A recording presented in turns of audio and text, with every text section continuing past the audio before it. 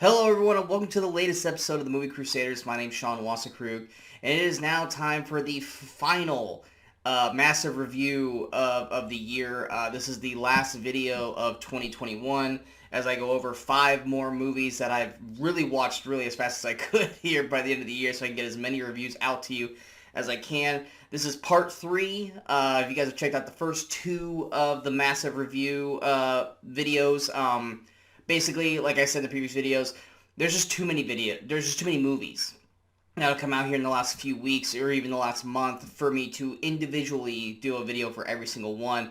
So I've been trying to kind of rush to get through all these so that way I can watch as many as I can for you so I can give it a proper top 10 list by the end of the year and be able to get you guys out there to let you know exactly what reviews we have. So I'm doing 5 reviews on each one of these videos. The 5 we're doing today is Nightmare Alley, Licorice Pizza, West Side Story, The Kingsman, and Come On, Come On. Like I said, these reviews are not normally as long as my singular reviews, but like I said, it just takes too long to do each one of these individually and then edit them and put them online, so that's why we're doing a mass one right now. So let's go ahead and jump right in. First movie we're going to talk about is Nightmare Alley, which is Guillermo del Toro's, and I'm so surprised I said that correctly the first time out. His latest film. And with this one, I remember going into this really not knowing what this movie was. I remember watching like the first trailer and not really understanding what the situation was of this film. Like Nightmare Alley sounds like a horror film, which got me really excited because that name just reeks of Del Toro. And from his previous films, with Pan's Labyrinth, The Hellboys, Shape of Water. This was something I was genuinely excited for because of the cast. I mean, you got Bradley Cooper, Cate Blanchett, Toni Collette, Willem Dafoe, Richard Jenkins, Ron Perlman, Rooney Mara. Most of these people, David Strathairn, most of these are relative, regulars for Del Toro. But with the name Nightmare Alley, I was really intrigued to see what this movie was going to be about. Now, what this movie does actually, what this movie actually is about is we follow the character Stanton Carlisle, played by Bradley Cooper, and he's a very mysterious man. We first see him basically lighting a house on fire and then walking away from it. And then eventually we see him join basically a kind of a freak show circus, where he basically, kind of learns from the tutelage of Willem Dafoe's Clem Hotley, to, Toni Collette's Zena the Seer, and David Strathairn's Pete. And he kind of is learning the inner workings of the freak show and how to kind of maneuver himself to raise his hierarchy up as it goes on. But then he falls in love with Molly, played by Rooney Mara, and they decide to venture out and to do a 2-person act. And that is where the crux of the movie really, really starts to reside, which I'm not going to say any further than that. You guys will just have to watch the movie. In terms of performances, everyone here are A-plus actors. I mean, they all really know how to perform, especially for Del Toro. Del Toro is a really great director on trying to get the best out of his actors. Bradley Cooper plays Stanton as this overtly confident but also very quietly brash kind of character. Like, he doesn't go, scream from the rooftops how awesome he is and how clever he is and how smart he is. He does this kind of calm, quiet confidence. And then when he actually has the moment to strike or the moment to shine, he will basically go through and rise up and kind of do this, which is probably why he gets to a certain point in the film where he kind of bites off more than he can chew. Cate Blanchett, she plays Dr. Lilith Ritter, who's a psychologist or psychiatrist who basically works with Cooper near the end, the latter half of the film. Cate Blanchett loves playing these kind of roles. She's basically playing this also kind of mysterious woman of like the 20s and 30s who is with Cooper, but we don't know if she's 100% with him or if she's just going along for the ride. Toni Collette is perfect as always as Zena the Seer. She's basically this mystical woman who basically does tarot cards and all that stuff. Willem Dafoe as Clem. He's the runner of the freak show circus. Willem Dafoe's fantastic and everything. I wish we would have gotten more of him. His character just kind of disappears and never comes back. Rooney Mara, she probably gets the least amount to do, but I think with what she does do, she does very, very well. And Richard Jenkins, definitely in a role that I don't think I've ever seen him do before. I think he did a solid job. It wasn't great, but I think for what it was, he had his purpose. And with the film, for me, here's the problems I have. I really enjoyed the first act when he was a part of when Stanton was a part of the freak show, because I felt like we were kind of delving into a darker, more realistic, for the most part, version of The Greatest Showman, where he's working the inner workings, he's kind of learning the trade, he's kind of rising up the ranks and doing all this stuff. And if the movie had stayed here and maybe gotten more darker and haunting as it went on, I would have been totally cool with it. I would have been totally invested, especially because we would have gotten more Willem Dafoe and Ron Perlman and all of them. I really was excited when I was watching this first half of the film. Then Stanton and Molly leave the circus to kind of go off and do their two-act play, and for me, I know a lot of people are saying the second act is phenomenal, and it's gripping, and the ending is shocking and awe-inspiring, all this kind of crap, and I don't feel that way. I was watching this movie, and there's a conversation that's had in the film. I'm not going to say with who, because I don't want you guys to, point out on it, but there's a conversation that is had in this film, and as I'm watching it, I go, this is how the movie's going to end.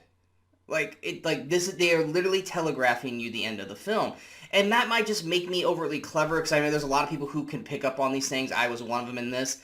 But when we actually get to the, ridiculously awesome ending and stuff like that, I was like, well, hell, I knew this ending was going to happen, an hour ago. Because there's just certain things in a film, if they are really focusing on a certain kind of dialogue, or they're really focusing on a certain kind of story, you take notice of it.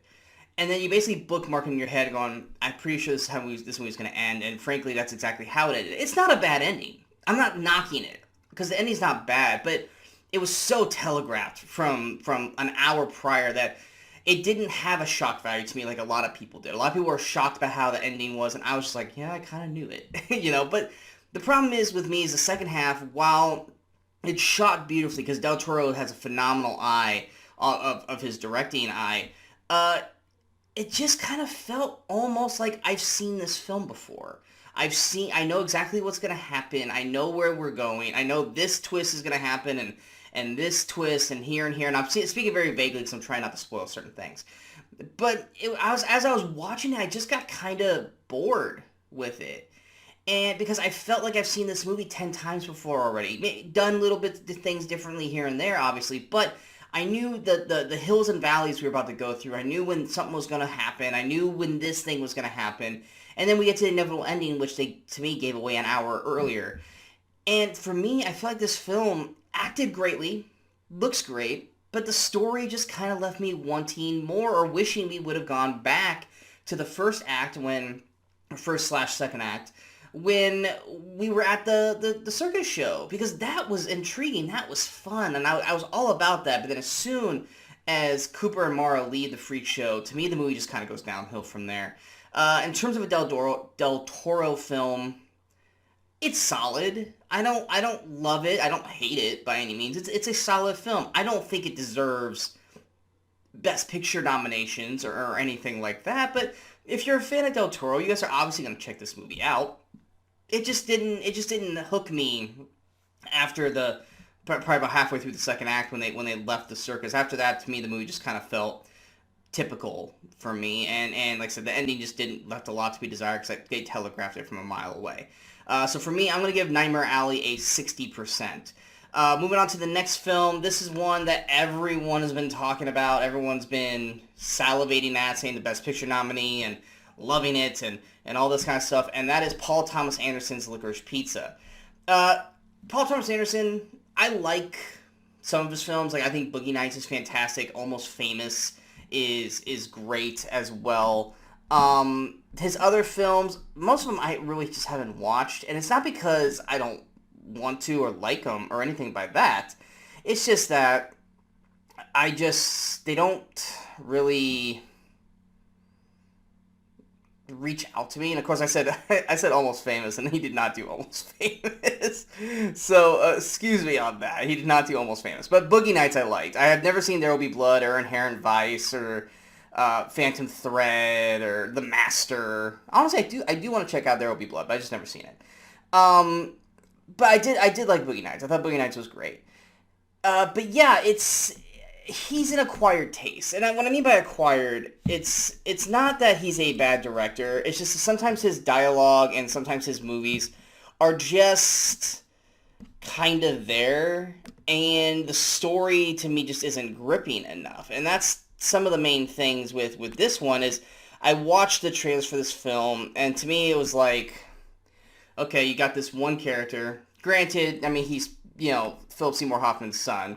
Cooper Hoffman plays Gary, the lead in the film. And his character's there. Then you have Alana Hamm, who plays Alana. And the trailers never really hooked me. You have, at least from how they were portraying it, you have a girl who's kind of a bitch in the way she acts in the trailer, and then you have a guy who pines for her. And it looks like just kind of like a back and forth of will they, won't they, will they, won't they, with Bradley Cooper sprinkled in there, being, weird with the hair and stuff like that. And that's what the trailers pitched to me. But then I heard it's one of the feel-good films of the year. It's amazingly well acted. It's well crafted. It's all this kind of stuff. And so I was like, all right, fine. Let me check this movie out. Visually, Paul Thomas Anderson is great with his visuals, just like Del Toro is with Nightmare Alley. Everything looks great. Visually, everything looks delightful in a way. It's very bright. It's very colorful. The certain shots he takes all looks very, very good. In terms of the cast, to me, that's just where this movie doesn't... The story and the cast just doesn't really hook me. You have Bradley Cooper in here, who's maybe in the movie for 5-10 minutes, and then the biggest crux of Bradley Cooper is from the trailer is him destroying these two cars. You're like, oh, okay, well, what kind of character is he going to be? And then they don't even have that part in the movie. They have it in the credits when they basically kind of, say Bradley Cooper as John Peters, and there he is destroying these two cars. It's like, why wasn't that in the film? It made me feel like there was a lot more to the Bradley Cooper role in this movie that they edited out and cut out of the film. And to me, that part of the movie was, to me, the most intriguing and the most interesting part of the film, because if you watch that scene with the two leads and Bradley Cooper from beginning of when Bradley Cooper shows up to the last part of Bradley Cooper shows up, that to me is the most exciting this film got for me. You got Gary, who's basically a child actor whose confidence is through the roof. They call him a hustler in the movie. He basically is a hustler. But to me, I don't think he's even that good of a hustler. I guess you could chalk it up to the time frame of when this movie was taking place, that he gets away with certain things. I'm like, no normal person would get away with this crap, especially someone like Gary. I mean, and Alana, she's fine. She's a fine kid. I think they just really, the trailers didn't do her a lot of good. The trailers really kind of made her in a bad light, in my opinion. I think Alana Hamm does a solid job in the role. They're both, her and Gary are not necessarily likable. They have their moments where they actually, well, mainly Alana, are being a good person or a caring person in some way. But for the most part, it's those two. They don't care about really anyone else except for maybe their siblings. And at certain points, it's hard to enjoy them. It's hard to like them. And the main crux of this is because Alana is 25 years old and and Gary is 15. And they establish that right in the beginning. So I'm like, wow, 10-year difference. Okay. I can't remember what the laws are in California for legal age, but Gary's a minor, so that's weird. And they establish that right from the get-go, that she's 10 years older than him. And part of me was wondering if maybe this is a ploy. Maybe she's not really 10 years older. She's just saying that to, kind of to get him to get lost, and maybe she's only like 3 years older. But no, she's 10 years older than him. In the entire film, she's always 10 years older than him. So this relationship just kind of feels wrong. And before you guys jump on my bones, if the tables were turned and Gary was 25 and Alana was 15, y'all would be losing your damn minds. Because, he's a pedophile and all this kind of crap. But for some reason, because it's Alana's 25 and Gary's 15, it's okay. Problem is that she doesn't act 25. She doesn't. And the other weird part is that as a 25-year-old, she basically just hangs around a bunch of 15-year-olds throughout the entire film, which also just kind of looks sad. There's one point in this film where it's a grand opening of this building that somehow Gary, a 15-year-old, now has two businesses with buildings, but he's 15, so explain to me how that works. But there's this one point where it's a grand opening of this one business, and she is in a bikini for some reason, and she's high, and she's just dancing around a bunch of 15-year-olds, and I just kind of felt sorry for Alana. I felt bad for Alana, because I was like, wow, this is really doesn't look good for you. Like, you're just dancing around a bunch of 15-year-olds, and there's people around, they're seeing you, and you're just kind of there. And maybe I'm over-reading into it and stuff like that, but that's what I was seeing when I was watching this film, was a 25-year-old hanging out with a bunch of 15-year-olds, as they constantly, this film's doing a will they, won't they, between this 15 and 25-year-old. Until eventually, the film just kind of runs out of stuff to do, because the plot doesn't really matter. It's this movie from the beginning to the end is, will Gary hook up with this 25-year-old woman? Will they get together and all this kind of stuff? And everything in between is kind of pointless and inconsequential. You have Gary trying to be, rise up the acting ranks, and you have Gary trying to be a businessman. You have Alana trying to be an actress. You have Alana basically trying to be a grown-up, but then as soon as grown-up things started to happen, she bailed on that and decided, I'm going to be with the 15-year-old. It just doesn't work. And it just feels weird, and it makes me wonder where everyone else is seeing these films, where everyone's going, this is one of the best films of the year, this is feel-good film, and all this kind of stuff, because I didn't care about these characters. I didn't care about their journey, and ultimately, while watching the movie, I pulled myself back. I'm like, all right, outside of this weird potential love story between these two characters, what else is this film? And it's nothing. It's just keeping busy for 2 hours, until finally they decide to get together at the end. Spoiler alert. But it just didn't work for me on any level. Like I said, performance-wise, I think everyone does a solid job. And like I said, and it looks good. It's just the story is about nothing except for a 25-year-old hooking up with a 15-year-old kid. Or at least he was maybe 16 by the time the movie ended. The concept of time in this movie is all over the place. I don't know how long this movie takes place in. It could have been a summer. It could be 2-3 years. They don't really ever go into that. So he might not have been 15 by the end of the film, but still, that's the crux of this movie. But I'm going to give Licorice Pizza a 59%. It just didn't work for me overall. Nothing against the actors in the film, but I just felt like they were all underutilized outside of Gary and Alana, and the story really didn't amount to anything outside of their love story. Going to the next film, we are going to be talking about West Side Story, Steven Spielberg's remake of the, I think it's 1961 film. Now, for many people who know me, I am not a fan of West Side Story, the original one. I had to watch it earlier this year for trivia. I couldn't stand it. I hated the singing. I hated the dancing. I didn't hate all the singing. America is a fantastic song, and it's fantastic choreographed. But I was not a fan of that film. So I was not excited to see this movie.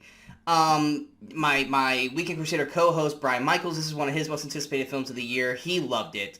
And so that was the reason why I was like, all right, maybe I should give this, a chance to check it out. Because the main thing I kept hearing about this film is that it's one of the best reviewed films of the year, but there's one lingering problem in the movie. Other than that, everything else is perfect. So I was like, all right, fine, let me check it out. I will say this. This version of West Side Story is better than the original version. It's shot differently. There are certain songs that are out of order. There are certain songs that are sung by different characters compared to the 60s version. But for me, I think West Side Story works in this landscape. It still has its flamboyant dancing for a bunch of tough guys, which to me just doesn't work, because you have these, I'm going to call them, they're a group of thugs. They really are. There's like 10, 15 thugs, and I'm speaking mostly about the Jets here. They're walking down the streets, they're trying to act badass, and they're trying to do, and then they're going off and doing pliés and all these weird dances, and it's one thing. And I spoke about this with Brian, with musicals.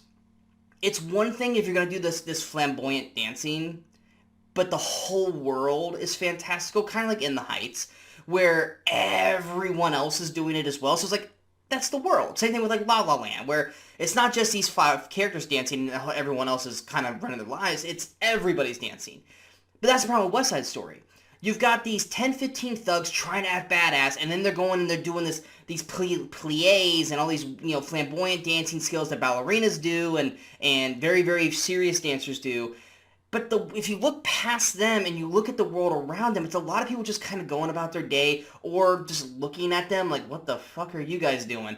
And that's what takes me out of the film. It's that the world around them is not that fantastical at all. It's just these weird group of kids or teenagers that are just doing these dances down the street, and everyone else just looking at them like, all right, whatever, bro, and kept walking, and that takes me out of the movie. If they were all dancing and going like, which the American number does this, but everyone else doesn't.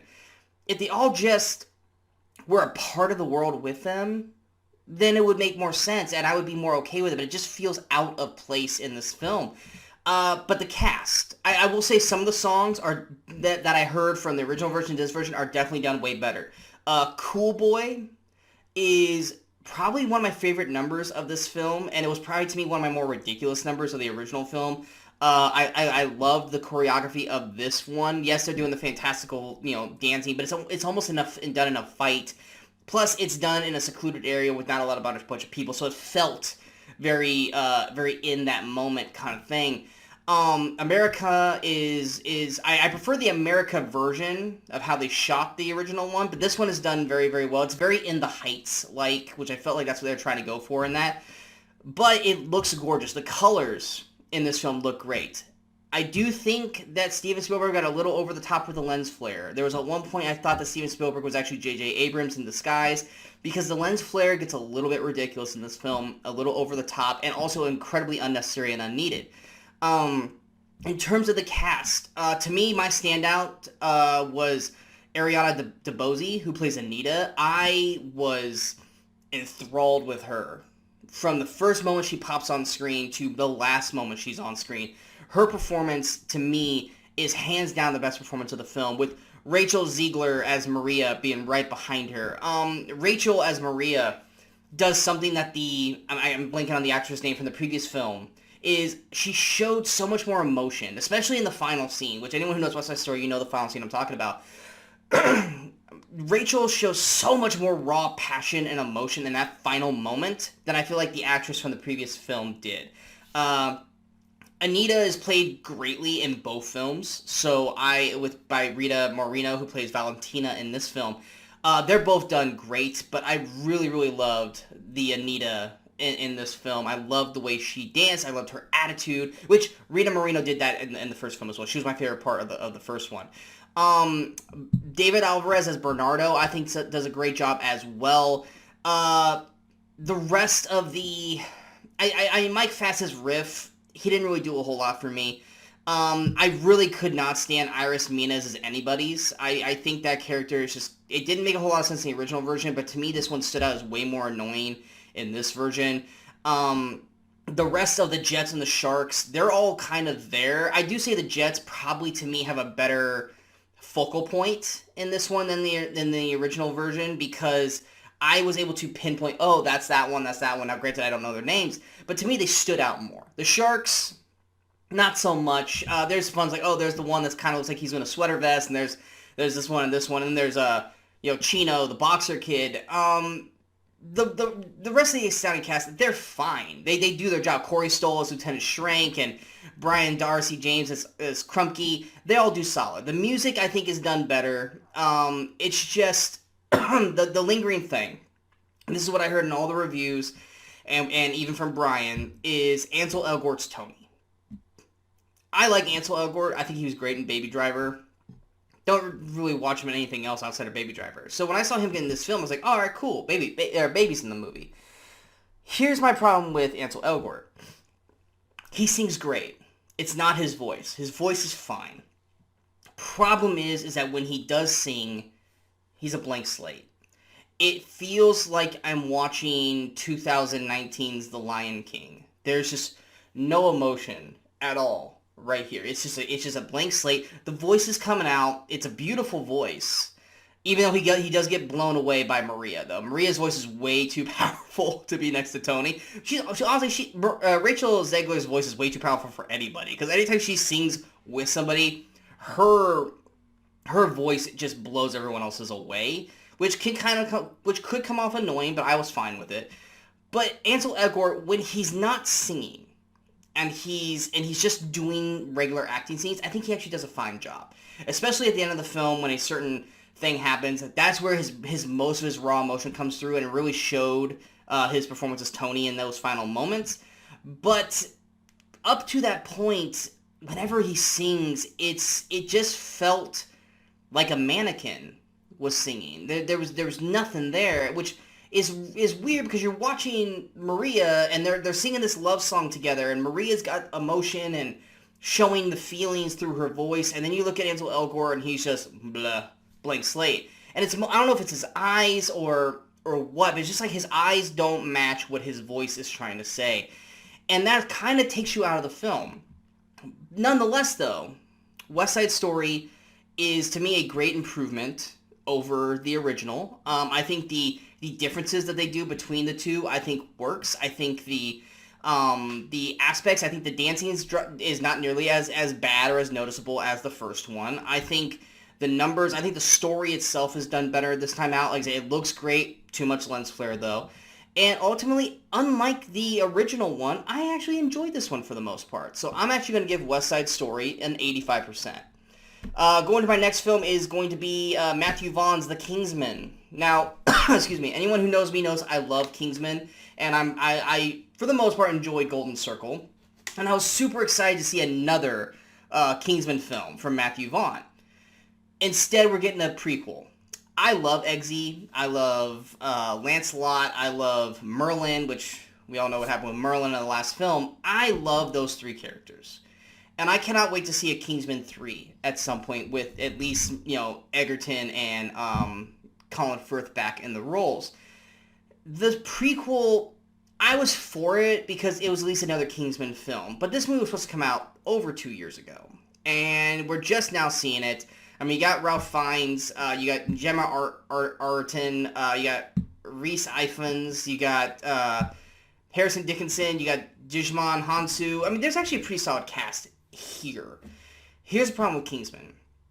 It's the less Kingsman-y of all the films. It doesn't feel like Kingsman to me. There's one particular scene with Rasputin that's kind of unnerving and weird, and it kind of just makes you go, this is not working for me.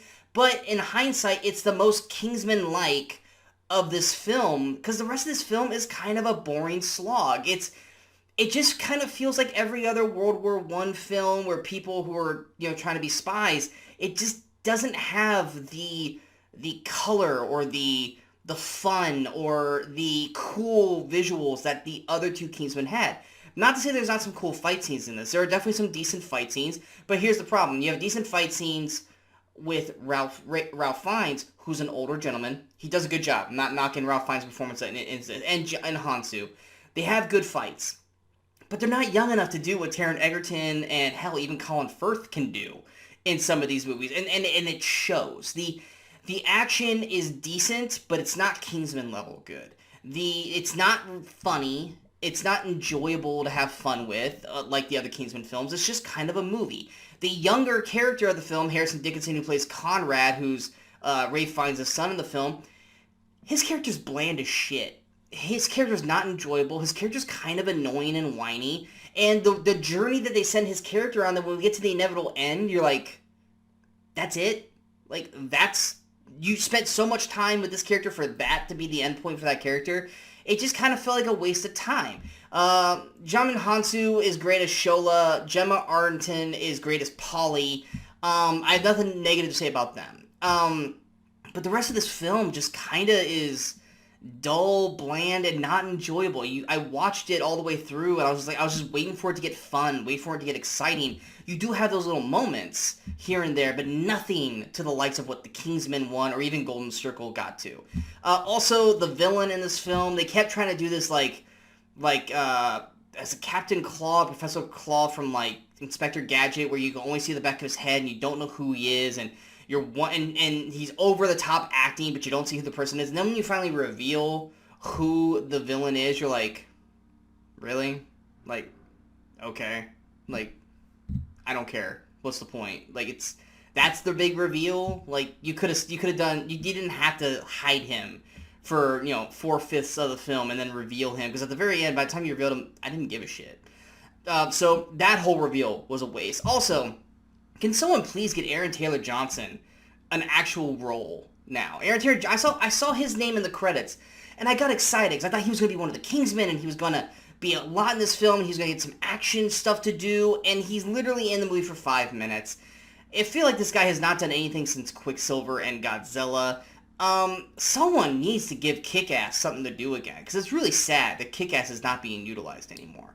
Ultimately, like I said, Kingsman, if it wasn't a Kingsman film and it was just like its own thing, I probably wouldn't dislike it as much. But because it's part of the Kingsman world, and because we know what we got with the first 2 films, this film just kind of feels like a disappointment. It's not fun. It's weird in certain settings, and there are certain plot points that are just wasted and, kind of drag you through that you really just don't give a crap about. Kingsman, I'm going to give a 52%. It just was not something I'd ever go back to rewatch, and even though I love going back and rewatching Kingsman 1 and Golden Circle, this is definitely one I will not go back and revisit. Going to our final film, it is the potential Best Picture nominee and Best Actor nominee, and maybe even Supporting Actor nominee, Come On, Come On.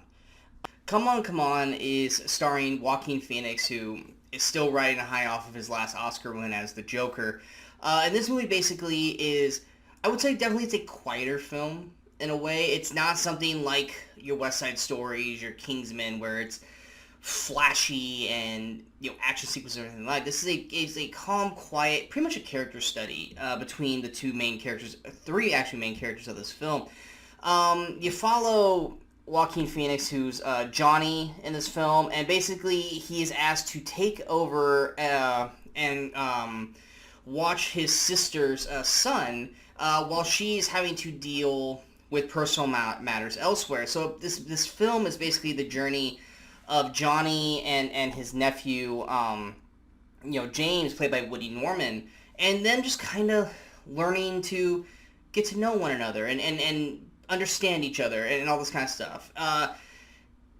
Johnny is basically this radio interviewer. He's interviewing all these kids across the country, talking about their futures and real world problems, and kind of seeing how these kids answer and react to. So you get to see that a few times in the film, and some of them are really good, and other times they just feel like they're tacked on just to be tacked on. But he hasn't really been left alone with Jesse before, and he had a falling out with his sister Viv, played by Gabby Hoffman, which you kind of see a little bit of that in the beginning of the film, and then you find out more and more as the film goes on why they aren't close anymore as brother and sister. But the main journey is Johnny and Jesse. Basically them trying to figure each other out, them trying to adapt and learn to, live with each other in a sense, because Johnny ends up having to take care of Jesse for quite a while. And basically the trials and tribulations of Johnny trying to be a father to Jesse. The film's shot completely in black and white. It's basically just done for, I guess, like a kind of a dreary nuance of the film, not to try to make it colorful, but kind of just really deep down into the character roles that Joaquin Phoenix and Woody Norman, who plays Jesse. And while it's not, like I said, it's not an exciting film by any means, but it's definitely got the dramatic touches that you would want from an Oscar film. It's got some great lines. It's got some great monologues. It's got some funny moments with Jesse and Johnny. You got some great moments with Johnny and Viv on the phone. It's a very interesting film. The struggles that Johnny goes through, from going to, oh yeah, it's super easy taking care of a kid, me and him get along, to then when the other shoe drops and him trying to figure out that I really don't know what the hell I'm doing. I don't know how to take care of this kid. It's falling apart around me. And it's I think Joaquin Phoenix does a phenomenal job of playing this character where he thinks that he's confident, he's got everything, and then everything falls apart around him, and then he's having to kind of build the blocks back up of this relationship with Jesse to kind of finally becoming that father role by the end of the film. And the journey that Johnny has to go through Joaquin's performance, I think, is done masterfully, and it's one of the better performances of the year. Woody Norman, who plays Jesse, this is definitely an eccentric kid. He's really weird. He's got really, really bad mood swings, which his father, played by Scoot McNairy, who I wish Scoot had more to do in this film, his father's bipolar. So you kind of are wondering whether or not Jesse's bipolar by the end of the film, but they never actually really delve into that. He's just a real eccentric kid. He does really weird, kind of messed up things, where he pretends he's an orphan, or he pretends like he's dead, or situations like that, that Johnny and Viv have to deal with and have to kind of accept and kind of play along with, because they don't want to crush, Jesse's, I guess, imagination, because he's only like 9 in the film. But Woody does a phenomenal job playing Jesse. There's moments where he's really philosophical and really smarter than his age gives, and then the next moment he acts like a child in the next second, which is a little weird, but that's kids for you. Kids do that sort of thing. Gabby Hoffman as Viv, I think she does a great job. I can't remember the last time I actually saw Gabby in anything personally, but she's just playing a mom at the end of her rope. She's a single mom now because her husband's off, doing other things, which that's where she has to go, is take care of her bipolar husband or ex-husband. I don't think they really get grounded on whether or not they're divorced or not in the film. But she's at her wit's end. She just feels overwhelmed by everything with Jesse and with Paul, played by Scoot McNairy, that she literally has to rely on Johnny, who she hasn't spoken to in a while, to kind of take care of her son. And she kind of has to hold that weight of emotions on her pretty much every time that she's on the phone with Johnny or Jesse. And I think Gabby does a great job of performing that throughout the film. This movie, it's not a movie that you're going to go out of your way to go see. You're going to watch it because of probably the Oscar nominations it's going to get, stuff that you would watch at the end of the year, or because you're a fan of Joaquin Phoenix. And I don't think you're going to be disappointed by it at all. I think it's a beautiful film, like I said, that goes through this experience that Johnny and Jesse have to go through and learn how to get to know one another and learn how to interact with each other, and by the end of the film accept each other as, nephew and uncle, but even almost as like a father and a son in a sense. And I think it's a beautiful journey that they go on. It's like I say, it's not a flashy film by any means, so if you like these kind of quieter, almost character study kind of films, this is definitely going to be the film for you. If you're expecting, a little more, you're wanting a little more in your film, this is probably not going to be the right film for you. It's definitely one of those kind of more, a lot of people call these Oscar bait kind of films, but it's a good one, nonetheless. So I'm actually going to give Come On, Come On an 84%. That is our final film for the review dump, and our final film of 2021. I have reviewed 85 films this year. I've watched way more than that because of the Weekend Crusaders and just general enjoyment watching on my own. But we are now done with my final review of the year. That will basically round out there are some movies I still wish I could have seen that I just either A, didn't have the availability to see, or they weren't in my area. But that is basically it. Coming out in the next week, Brian, Michaels, and myself will be doing our most disappointed and worst films of 2021, and we'll also be doing our best and most surprising films of 2021, and then we will also be doing our most anticipated films of 2022.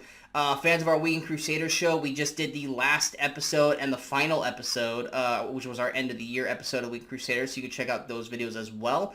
But yeah, we're kind of in a weird little quiet time, kind of like we were last year, where beginning of the year, there's not a lot of whole movies coming out, so there's not going to be really a whole lot of reviews over the next couple weeks, not until we start to actually get some new movies coming out. Now, if some of these other films that I wanted to see become available in my area, because we know how that is with Oscar films and stuff like that, then definitely I'll check those out, and I'll probably have reviews for that on the channel.